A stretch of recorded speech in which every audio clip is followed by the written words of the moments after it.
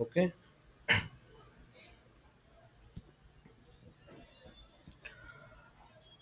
ठीक आहे. ओके. अजून काय कुणाला काय समजलं ऑन पेज एसईओ किंवा ऑफ पेज एसईओ बद्दल? कोणाला काही डाऊट असेल तर डाऊट विचारा. कोणता पार्ट? क्राउलरचं working, robot dot text file, site map.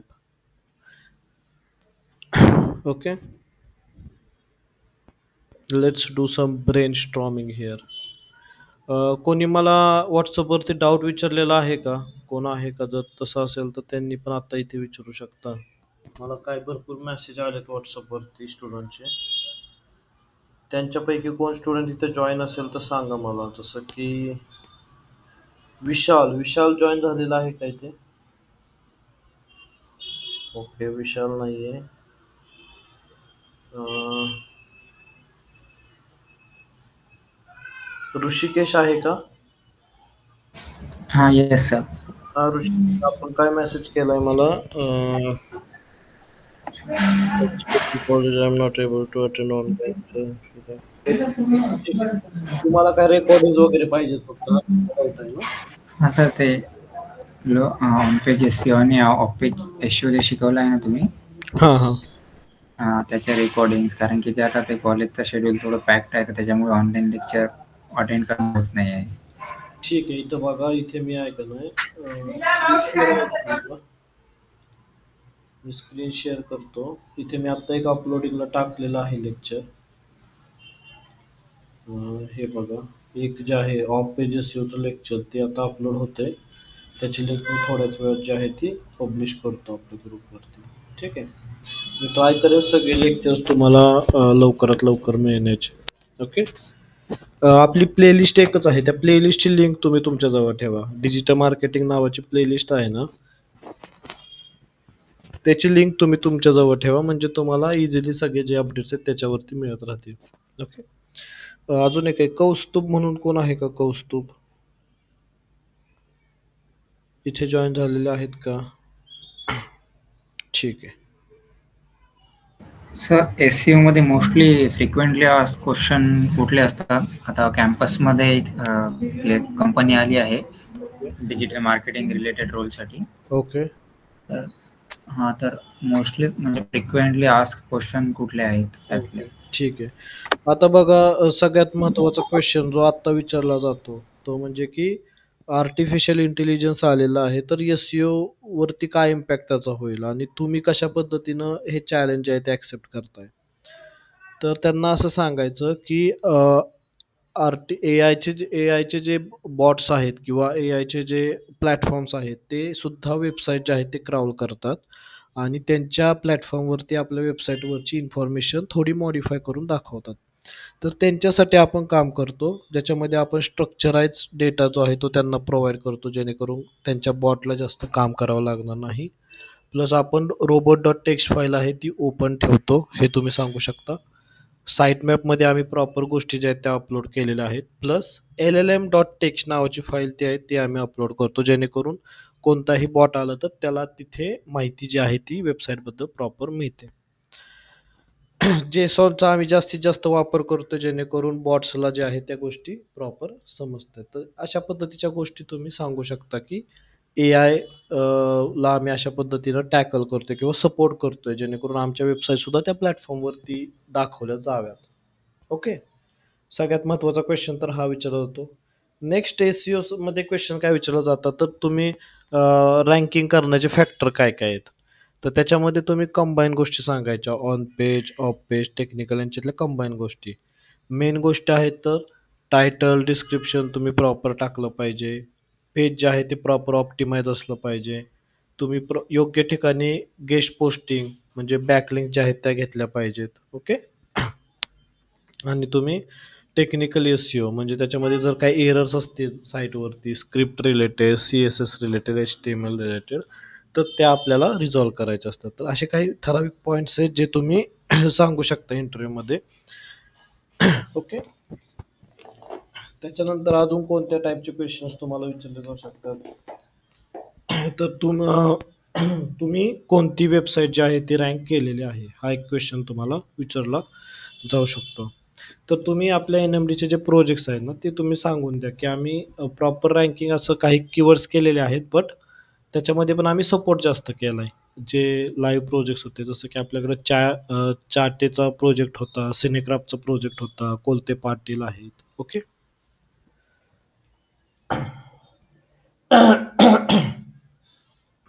Okay. त्याच्यानंतर अजून तुम्हाला काय क्वेश्चन विचारला जाईल?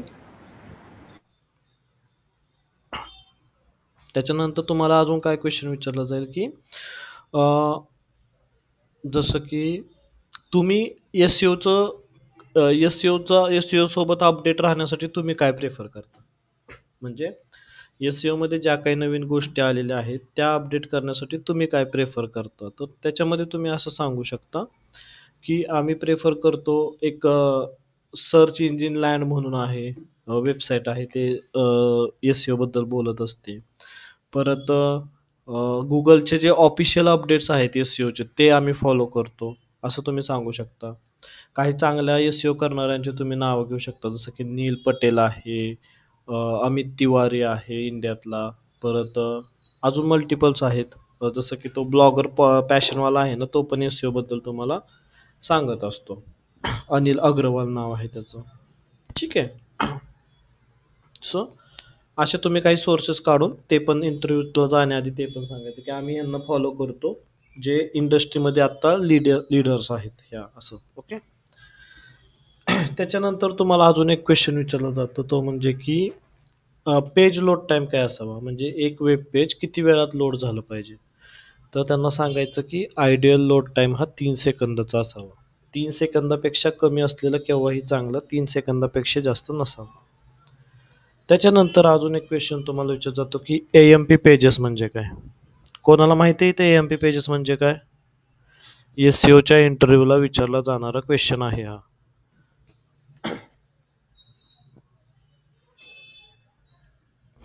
कोणाला माहिती आहे का AMP पेजेस म्हणजे काय? नाही sir. Accelerated no mobile sir. Accelerated mobile pages. Okay. त्याला आपण AMP म्हणतो.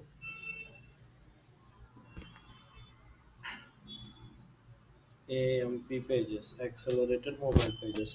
याचा यूज का केला जातो? तर याचा यूज केला जातो जेव्हा तुम्ही डेस्कटॉपवरती एखादं पेज ओपन करता. ओके. तर त्याच्यामध्ये खूप सारे इमेजेस असतात, कॉन्टेंट असतो, कोड असतो. ठीक आहे. तर तेच सेम पेज तुम्हाला मोबाईल फोनवरती लोड करण्यासाठी टाईम जास्त जातो. का टाईम जास्त जातो? तर मोबाईल फोनची स्क्रीन ही छोटी असते. ओके. त्याच्यामुळं जे अनवॉन्टेड एलिमेंट्स आहेत, जे मोबाईलवरती आपल्याला दाखवायचे नाहीत, ते आपण हाईड करतो. ओके. आणि ते हाईड केल्यानंतर काही स्पेसिफिक असं आपलं ते पेज बनतं मोबाईलसाठी, त्याला आपण AMP पेजेस म्हणतो, ॲक्सेलरेटेड मोबाईल पेजेस. याचा URL सेम सुद्धा असू शकतो, म्हणजे जो डेस्कटॉपसाठी URL आहे तोच असू शकतो किंवा डिफरंट सुद्धा असू शकतो. फॉर एक्झाम्पल फेसबुकचं जर तुम्ही बघितलं तर facebook.com हा त्यांचा URL आहे, बट मोबाईलसाठी त्यांचा URL काय असतो, m.facebook.com. तर हे त्यांनी ॲक्सेलरेटेड मोबाईल पेजेस केलेले आहेत. का केलेले आहेत? तर फेसबुकमध्ये खूप साऱ्या गोष्टी आहेत ना, तर मोबाईलवरती त्यांना लिमिटेड गोष्टी दाखवायच्या असतात त्याच्यासाठी. ओके. सो तुम्ही अशा पद्धतीचं एक्झाम्पल तुम्ही सांगू शकता. ओके. अजून तुम्हाला क्वेश्चन विचारला जाईल, की परफॉर्मन्स मार्केटिंग म्हणजे काय. कोणाला माहिती आहे ते परफॉर्मन्स मार्केटिंग म्हणजे काय? सांगा लवकर. Data driven decision. Data driven decision. Yes, थोडंसं बरोबर आहे तुम्ही.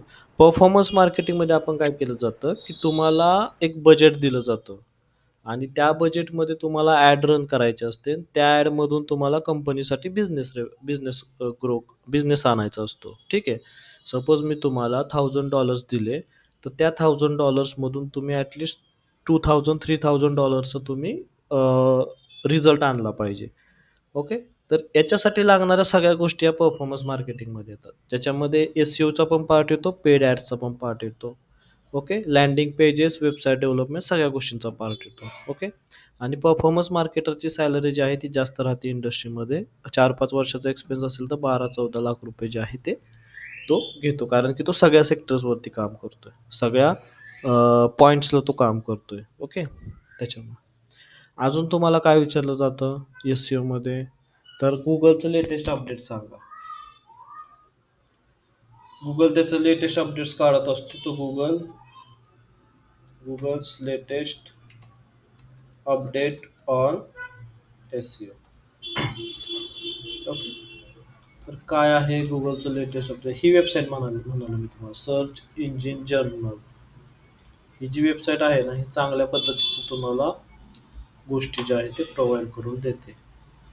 ओके, याची लिंक मी तुम्हाला इथे पाठवतोय. तर गुगलचा लेटेस्ट अपडेट इथेच वाचतो आपण. काय आलेलं आहे सिग्निफिकंट एसईओ अपडेटवर, ऑगस्ट 2024चा आहे. ओके, तर जुलै 2025 रोल्ड आउट. अच्छा,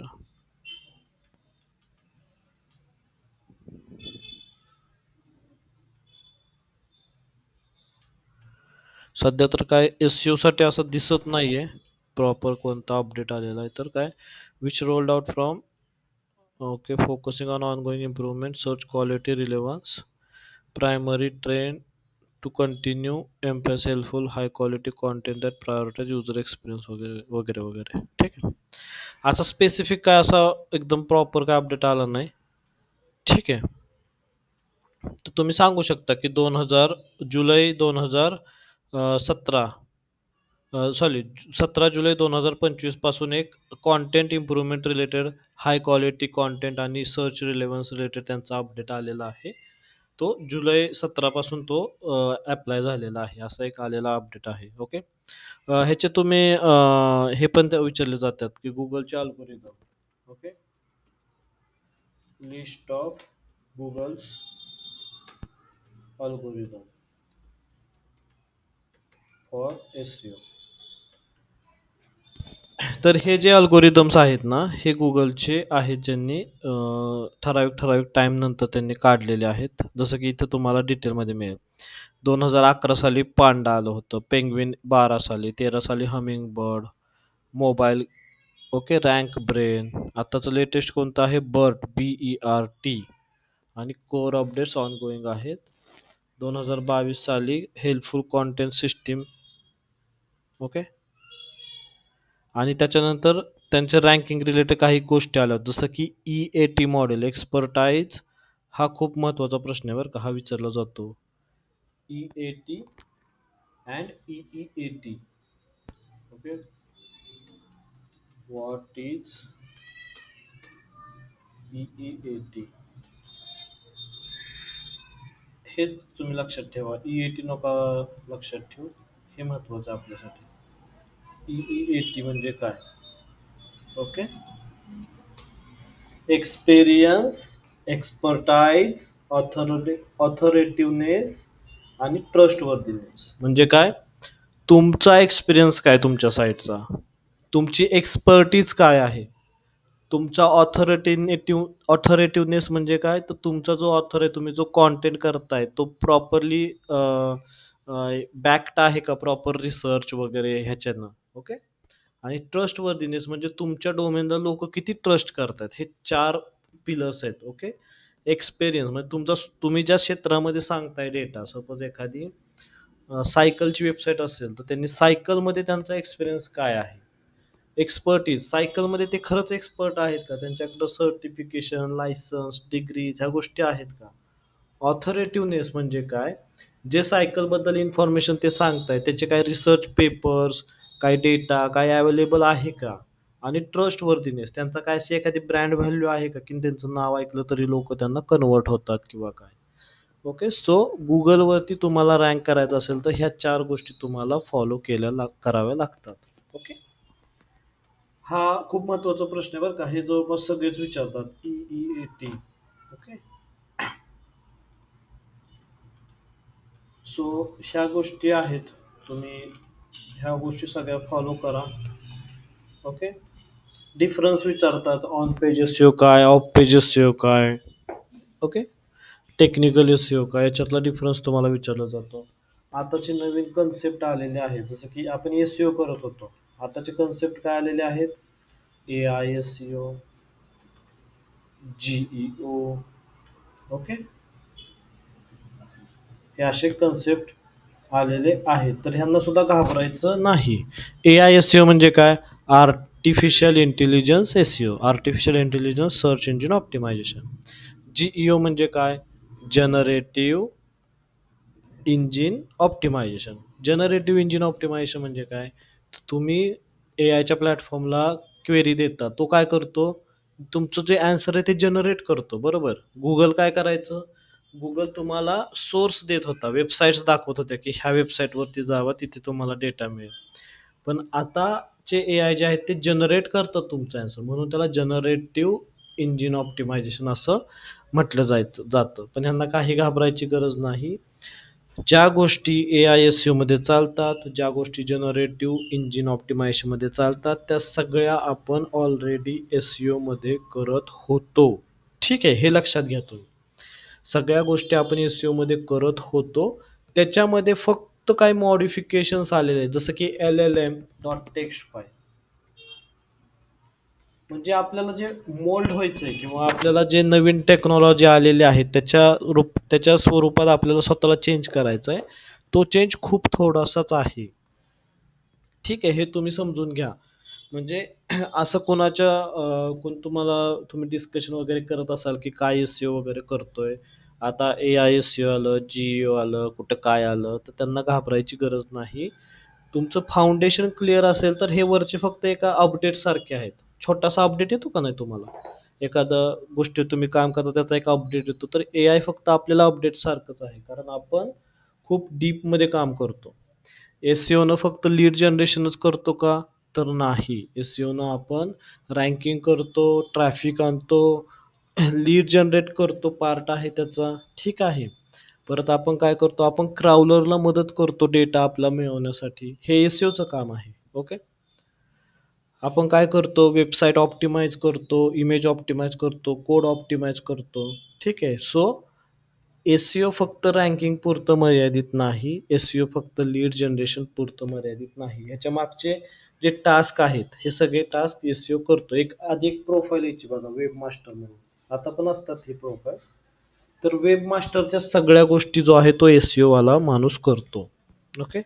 तुम्ही काय करता हे फक्त तुम्हाला प्रॉपर पद्धतीनं सांगता आलं पाहिजे. ओके. लोक आता असे म्हणतात की आता काय सगळे ChatGPT वरती बोलतात, मग गुगल गेलं तर SEO गेलं, तर असं होत नाही. ओके. याच्या मागं SEO आपण कशावरती करतो? तो वेबसाईट वरती करतो. ठीक आहे, जोपर्यंत वेबसाईट आहे तोपर्यंत तुमच्या फील्डला काही होणार नाही. वेबसाईटच गेली तर तुमच्या फील्डला चॅलेंज आहे. अजून ही वेबसाईट गेली नाही, ChatGPT, परप्लेक्सिटी, जेमिनाय, डीपसीक ह्या सगळ्या AI प्लॅटफॉर्मला डेटा लागतो, आणि तो डेटा कोण देतो? तर वेबसाईट्स देतो. ओके. वेबसाईट नसतील तर हे लोक डेटा कुठून घेणार? बरोबर आहे. ॲग्री करत असाल तर एकदा थम्सअप करा.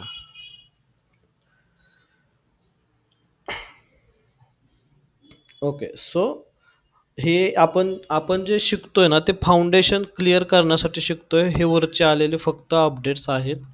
सो ह्या अपडेट्सला तुम्ही घाबरायचं काहीही कारण नाही.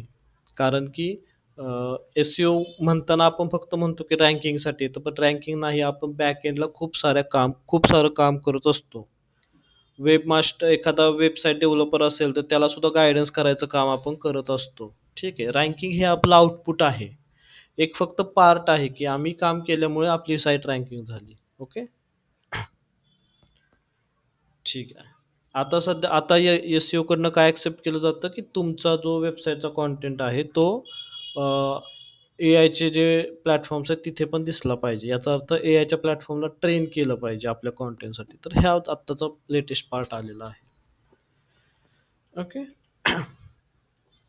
सो ह्या काही गोष्टी आहेत ज्याचं तुम्ही हे करा,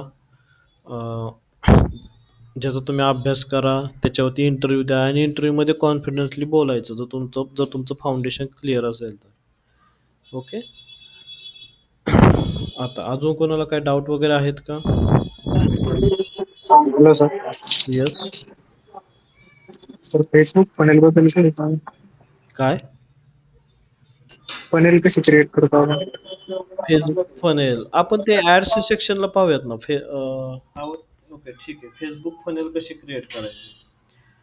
ठीक आहे, तुम्हाला त्याचं मी थोडंसं एक आयडिया देतो की फनेल म्हणजे काय असते. ओके, सगळ्यात पहिल्यांदा तुम्हाला ह्या गोष्टी माहिती आहेत का. टोफू, मोफू आणि बोफू हे कन्सेप्ट तुम्हाला माहिती आहेत का. ओके, आता जो क्वेश्चन आहे तो आपल्याला फनेलशी रिलेटेड क्वेश्चन आहे की how to create funnel.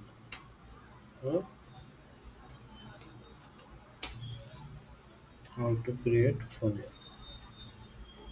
Funnel झालं, फनेल. ओके, हा आपला क्वेश्चन आहे. तर तुम्हाला एक्सप्लेन करण्यासाठी आपल्याला लागेल. ओके, आता हे बघा, सगळ्यात पहिल्यांदा तर ते फनेल कसं दिसतं ते तुम्हाला मी एकदा दाखवतो. जसं आपल्याला दाखवलं जातं. ओके, असं आपल्याला दाखवलं जातं एक नरसाळा, बरोबर. ओके,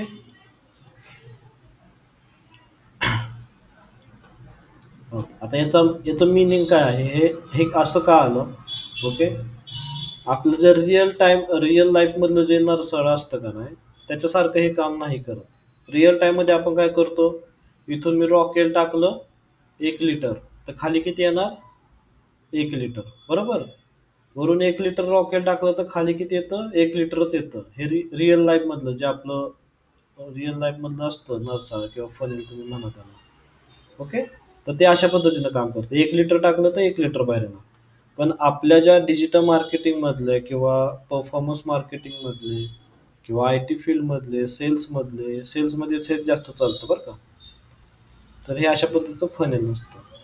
ओके ओके, ऍक्च्युली दाखवताना असं दाखवतं, पण ऍक्च्युली काम करताना कशासारखं काम करतं माहितीये. हे काम करताना करतं फिल्टर सारखं. UVचा फिल्टर असतो ना, UVचा फिल्टर किंवा आपल्या घरातलं फिल्टर, त्याच्यामध्ये कसं होतं, 1 लिटर पाणी टाकलं तर आधी जे इम्प्युरिटीज आहेत ती निघून जाते. नेक्स्ट लेअर असते, त्याच्यावरती लेयर्स असतात, बरोबर. नेक्स्ट लेअरला थोडेसे बाकीच्या गोष्टी ज्या आहेत त्या निघून जातात. त्याच्यानंतरच्या नेक्स्ट लेअरला तुम्हाला स्वच्छ पाणी मिळतं. तसं हे ऍक्च्युली हे फनल काम करतं. ठीक आहे, जसं आपला फिल्टर असतो तसं. ओके, सो आता इथून तुम्ही काय टाकता, इथून तुम्ही डेटा टाकता. वेगवेगळ्या पद्धतीचा डेटा तुम्ही काही पण आणता, कुठून पण डेटा आणता तो टाकता. SMS आले SMS टाकला, वेबसाईटच्या लीड आल्या त्या टाकल्या, परत एक्सेल शीट असेल ते टाकले, जुना कुठं डेटा सापडला ते टाकला, टेक्स्ट फाईल.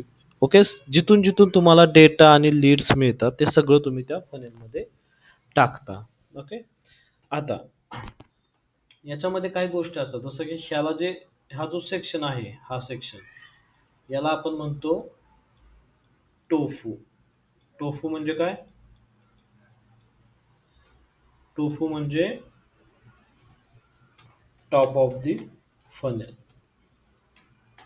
म्हणजे हा टॉपचा सेक्शन आहे जिथं तुम्ही सगळ्या गोष्टी टाकता. इथे जो ऑप्शन आहे तो आहे मोफू.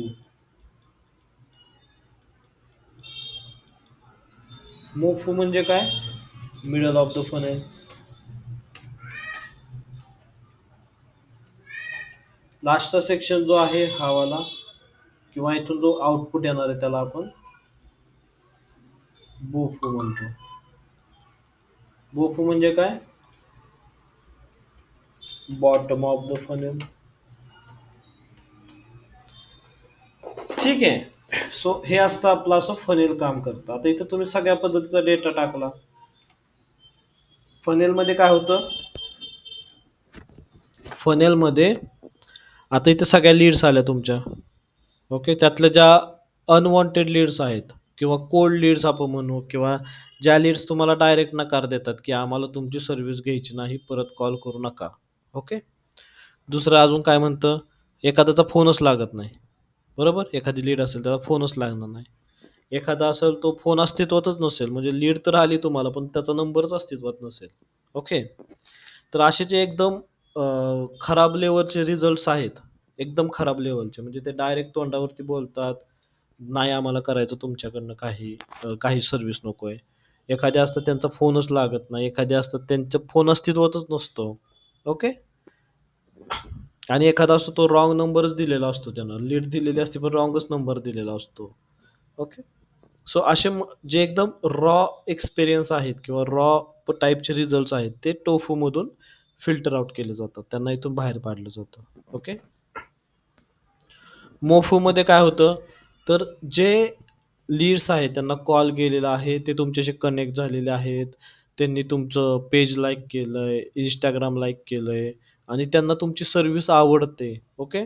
आणि त्यांना तुमची सर्व्हिस आवडते, त्यांनी तुमचं प्रोडक्टचं ट्रायल व्हर्जन वगैरे घेतलेलं आहे, सगळ्या गोष्टी आहेत. ओके.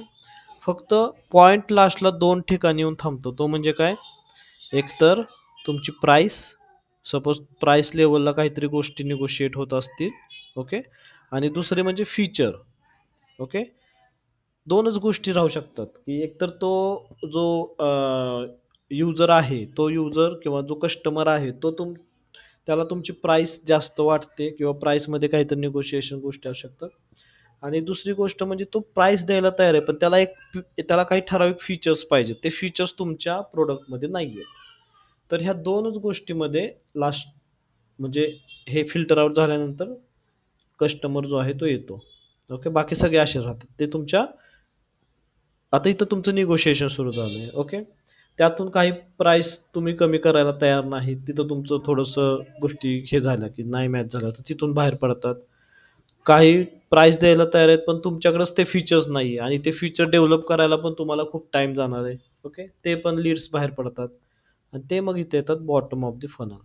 इथं काय होतं की ॲक्च्युअल आता क्लायंट रेडी आहे की तुम्हाला पेमेंट करायला तुमची सर्व्हिस घ्यायला बोफोमध्ये बॉटम ऑफ फनल युनिट. आणि जे इथून बॉटम ऑफ फनल युनिटमधून बाहेर पडतात ते ॲक्च्युअल तुमचे क्लायंट्स राहतात, त्यांनी पेमेंट केलेलं आहे, तुम्ही त्यांना सर्व्हिस दिली आहे. समजलं का? हे समजलं असेल तर एकदा थम्सअप करा. ओके. तर हे अशा पद्धतीचं फनल राहतं. ओके. आता अशा पद्धतीचे फनल्स तुम्ही वेगवेगळ्या प्लॅटफॉर्मवरती, वेगवेगळ्या तुमच्या वेबसाईटवरती तुम्ही अप्लाय करू शकता. तुम्हाला बेस्ट मी फनलचं एक एक्झाम्पल दाखवतो, आता माझ्याकडे आहे इथे रिअल टाईममध्ये. इथे बघा, lead centre. Okay. Lead centre आहे. ओके. आता इथे काय आहे फनल, तर मी इथे काही लीड्स जनरेट केलेले आहेत फेसबुकच्या. ओके. हा एक वेगळा प्रोजेक्ट आहे. ओके. मी काही लीड्स जनरेट केल्या. सपोज आता मला इथे मी फनेल्स तयार केले. काय फनल केलं इथे मी, इनटेक, क्वालिफाईड, इन डिस्कशन आणि कन्व्हर्टेड. ओके. हा कन्व्हर्टेड सेक्शन जो आहे तो बोफोमध्ये येणार, bottom of funnel unit. Qualified आणि इन डिस्कशनमध्ये असतील ते मोफोमध्ये येणार आणि इनटेकमध्ये टोफूमध्ये येणार. ओके. आता मला वाटलं की आता यातला बघा, सपोज कोण आहे का जो कन्वर्ट झालेला आहे माझ्याकडे.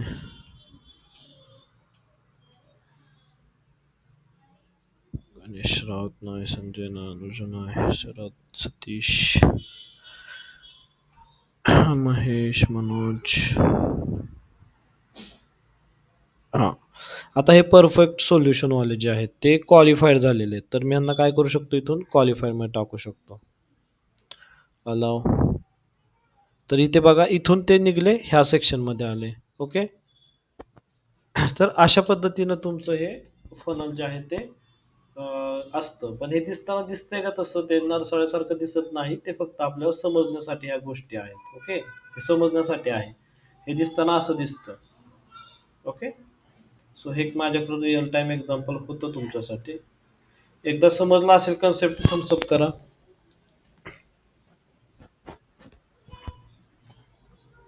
ठीक आहे. ओके. अजून कोणाला काय डाऊट वगैरे आहेत का?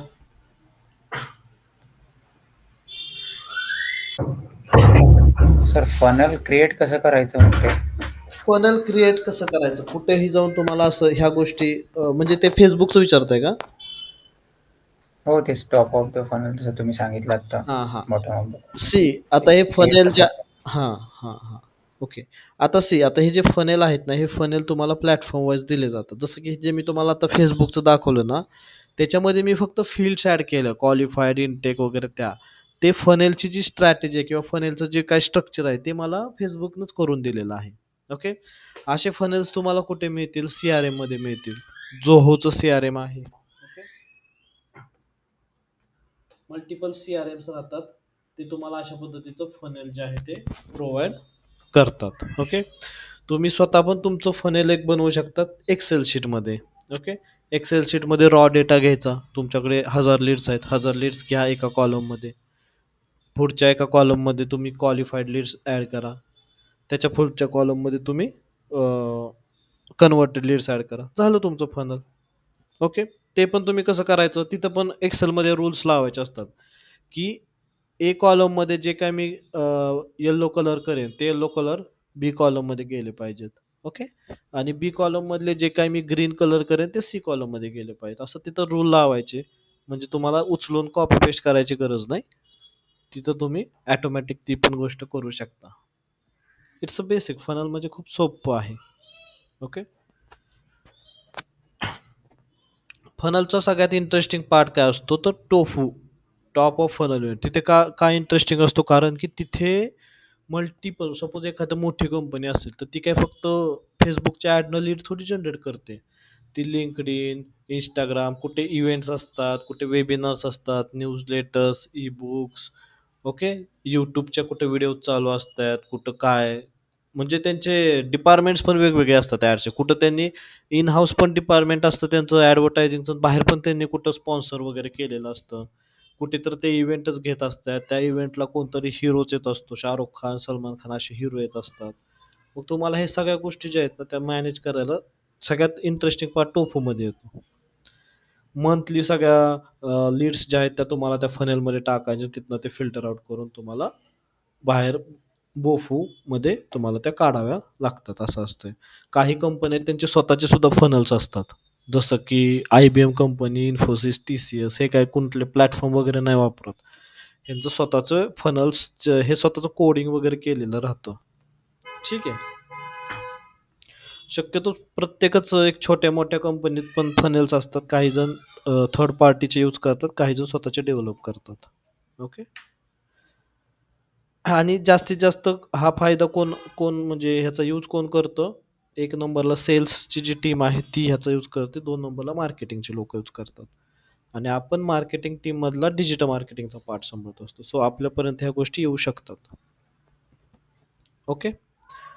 अजून कोणाला काय डाऊट वगैरे?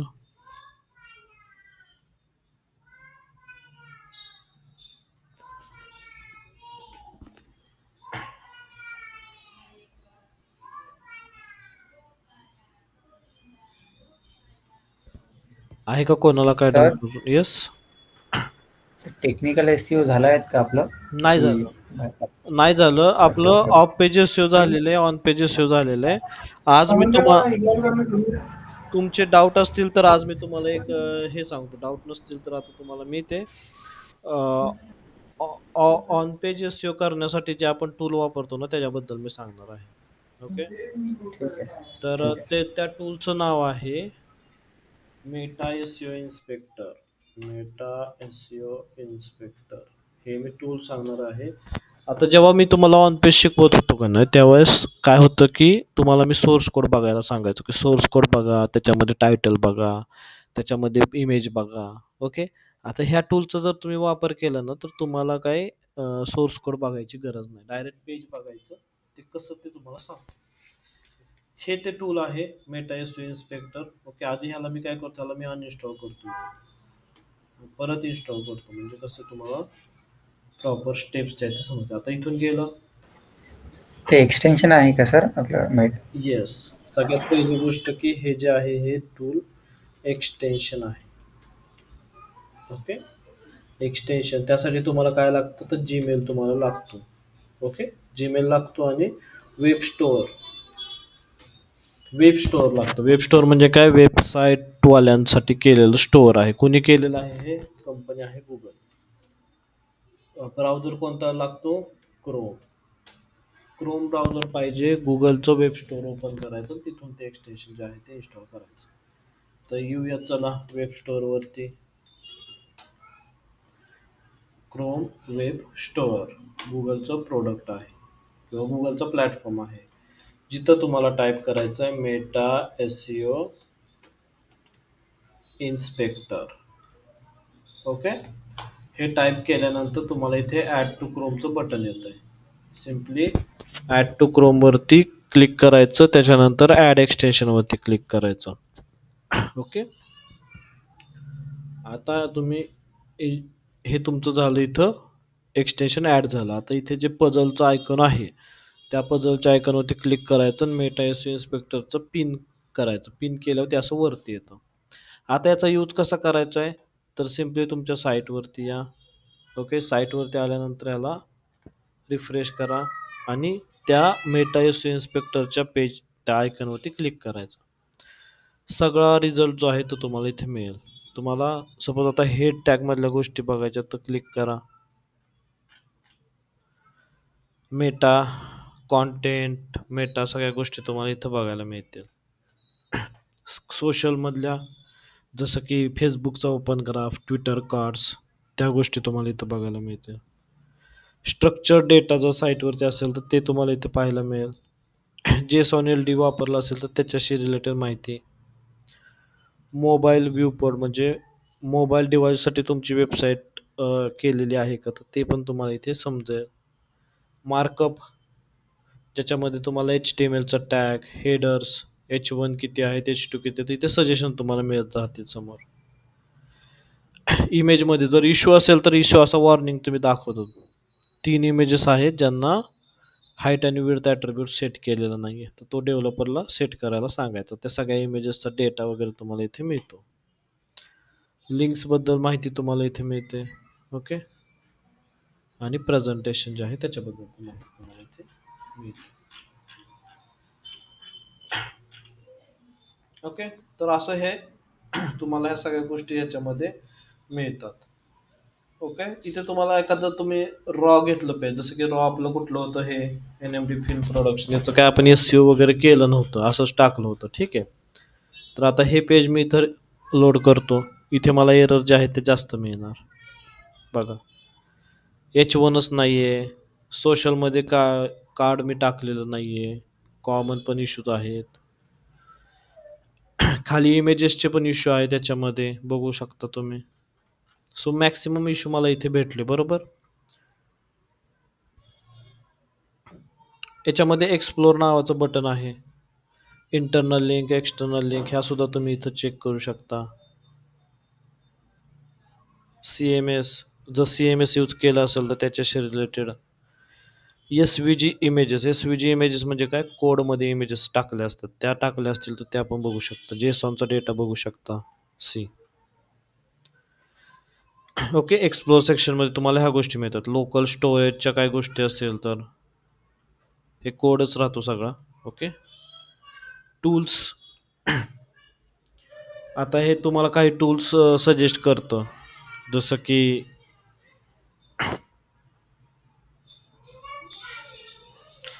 SEO markup validator, Semrush, WMTs, Google structure data. Okay, हे काही टूल्स आहेत. जवळपास सगळ्या वेबसाईटसाठी टूल्स जे आहेत ते CMS सजेस्ट करतो. ठीक आहे, ह्या टूल्सवरती जाऊन तुम्ही तुमची साईट टाकू शकता. जसं की स्कीमा मार्कअप मी नेहमी सांगत असतो तुम्हाला. बघा, जर काही स्कीमा ॲड केली असेल तर ती तुम्ही चेक करू शकता. इथं रन अ न्यू टेस्ट म्हणायची, URL टाकायचं आणि रन टेस्ट म्हणायची. तर असे टूल्स त्यानं काही सजेस्ट केलेले आहेत. त्याच्यानंतर इन्फो. आता ही जी इन्फो आहे ना, ही तुमच्या मेटा एसईओची आहे. बघा, जसं की ते काय काम करतात, फास्टर आहे, मोर सिक्युअर आहे, इफिशियंट आहे. ओके, तुम्हाला डोनेशन करायचं असेल, फ्रीचं आहे ना ते एक्सटेन्शन, त्यामुळे डोनेशन करायचं असेल तर त्या डोनेशनबद्दल इन्फॉर्मेशन. हे बाकी क्रेडिट्स, म्हणजे हे क्रेडिट्स म्हणजे कुठले बग रिपोर्ट्सवाल्या गोष्टी आहेत त्यांना ते क्रेडिट्स देत आहेत. जॉय जॉन्सन असे काही रिपोर्ट जनरेट करणारे प्लॅटफॉर्म्स असतील त्यांना हे क्रेडिट देत आहेत. ओके,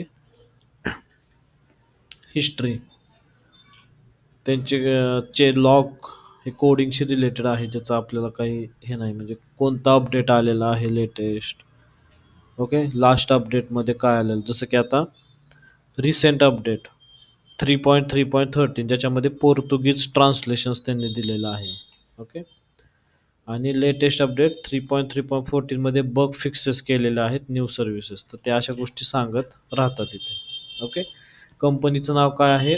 omeod.com ही कंपनी आहे ॲक्च्युअलमध्ये. ओके. ही मेन कंपनी आहे. त्यांचे SEO सर्प आणि मेटा SEO इन्स्पेक्टर असे त्यांचे टूल्स आहेत. काही त्यांच्या गेम्स पण आहेत. ओके. आणि 2003 पासून ते या क्षेत्रामध्ये काम करत आहेत. ओके. सो हे आहे तुमचं SEOचं टूल गेटिंग स्टार्टेड. ते कसं का बघायचं ते सांगतात. आता हे तर आपल्याला इझिली कळतं. जिथं जिथं रेड दाखवते तिथं ते सजेशन पण देतं. जसं की डिस्क्रिप्शन टू लॉंग आहे, 170 कॅरेक्टरपेक्षा जास्त आहे, तर ते चेंज करा. ओके. सो हे चांगलं टूल आहे. प्रत्येक SEO करणाऱ्याला हे टूल असावं त्याच्याकडे. ओके. समजलं तुम्हाला? टूल एकदा इन्स्टॉल करा. फ्री आहे. जीमेल फक्त असणं गरजेचं आहे. वेगवेगळ्या पेजेसचे रिपोर्ट्स तुम्ही जनरेट करा. सगळ्यात महत्त्वाची गोष्ट म्हणजे तुम्ही रिपोर्ट जो आहे तो डाउनलोड सुद्धा करू शकता. जर तुम्हाला कोणाला पाठवायचं असेल तर इथे बघा प्रिंट करू शकताय. एक्सपोर्ट ऑप्शन आहे. अशा पद्धतीनं तुमचा रिपोर्ट दिसतो. एखाद्या क्लायंटला तुम्ही टार्गेट केलं, त्याला म्हटलं तुमचं SEO करून देतो, तर तो विचारणार की काय माझी साईटच चांगली आहे, त्याच्यामध्ये काय करणार? तर तुम्ही असा रिपोर्ट जनरेट करा. सांगा हे आहे असं एरर्स आहेत, आम्ही रिझॉल्व करतो, प्लस तुमच्या पूर्ण वेबसाईटचं सुद्धा आम्ही ऑडिट घेऊन देतो असं सांगायचं. ओके. समजलं सगळ्यांना? थम्सअप करा समजलं असेल तर. ओके. कुणाचे काय डाऊट असते तर डाऊट विचारा. आज आपण इथे थांबूयात.